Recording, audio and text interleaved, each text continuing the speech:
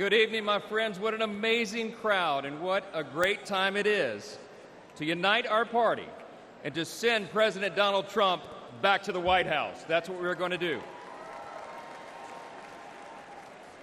But we're not just uniting as Republicans.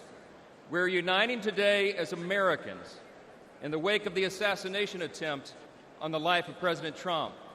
Everyone hear me clearly and listen to me at home and make no mistake. The House is conducting an immediate and thorough investigation of these tragic events.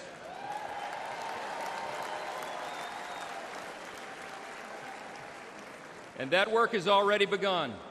The American people deserve to know the truth, and we will ensure accountability. I promise you that. I promise you that. This has always been an important principle to us.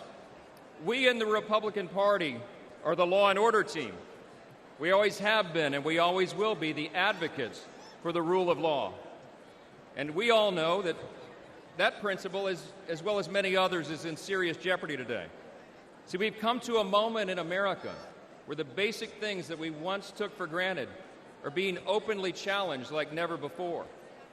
My friends, we are no longer just in a battle between two opposing political parties. We are, but it's not just ours versus D's anymore. We're now in the midst of a struggle between two completely different visions of who we are as Americans and what our country will be. The Republican Party stands for the foundational truths that made America the greatest nation in the history of the world. We are the most free, the most powerful, the most benevolent nation that has ever been. It's not even close. It's not even close. But we have no guarantee that this grand experiment in self-governance can endure unless we respond to the call to keep it. 248 years ago, we boldly proclaimed in our Declaration that all men are created equal, not born equal, created equal, and that we're endowed by our Creator with certain inalienable rights. See, we understand that our rights do not come from government, they come from God.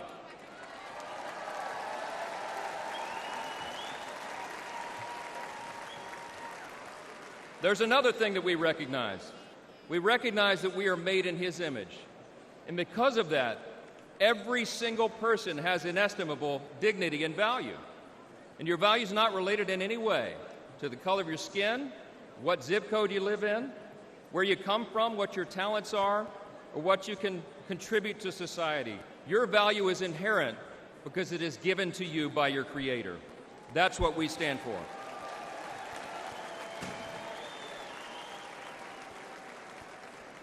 I speak a lot about what I call the 7 core principles of American conservatism. What do we stand for as Republicans, they want to know? I think it boils down to a few things: individual freedom, limited government, the rule of law, peace through strength, fiscal responsibility, free markets, and human dignity. Indeed, those are the 7 core principles of American conservatism, but they're actually the core principles of our republic itself. And while they resonate in our hearts and in the hearts of most Americans, listen to me, the radical, woke, progressive left has disdain for those principles, all right? They have a very different vision for what America should become. They want to tear down those foundations and remold us into some sort of borderless, lawless, Marxist, socialist utopia. We're here to say, not on our watch. We will not allow that to happen.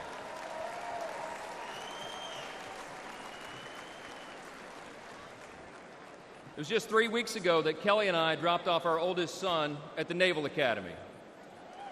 That's right. In 4 years, he'll graduate, and he'll join the 1.3 million active duty service members who bravely defend our country. We're so proud of Jack and all our children, but like most parents today, we're concerned about their future. America can't risk 4 more years of Joe Biden's weakness that has invited so much aggression by our enemies. We can't survive the dramatic increases in violence, crime, and drugs that the Democrats' policies have brought upon our communities. And we cannot allow the many millions of illegal aliens they've allowed to cross our borders to harm our citizens, drain our resources, or disrupt our elections. We will not allow it.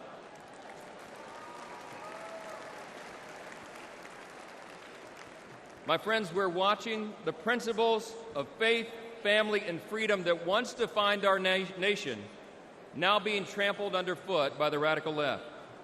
As President Trump raised his fist and gave a rally cry on Saturday, now is our time to fight, and we will.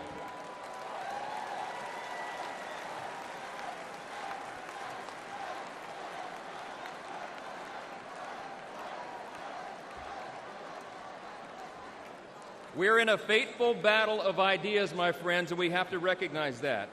But in this battle, and in November, the American people will reject the party of self-destruction, and they will elect the party of peace and prosperity and opportunity. The GOP will grow our House majority, we will take back the Senate, and we will return Donald J. Trump to the White House.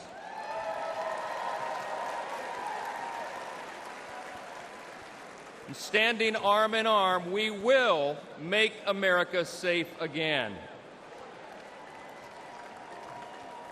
Listen, we reach out tonight to everyone watching at home. We invite all Americans who believe in the promise of our great nation to join us in this fateful battle. We can and we will reverse this current decline. We can restore our founding principles, and we can preserve this exceptional nation that God has entrusted to us, and what Abraham Lincoln referred to as the last best hope of man on the earth. Thank you so much. God bless you. God bless our troops. And God bless America.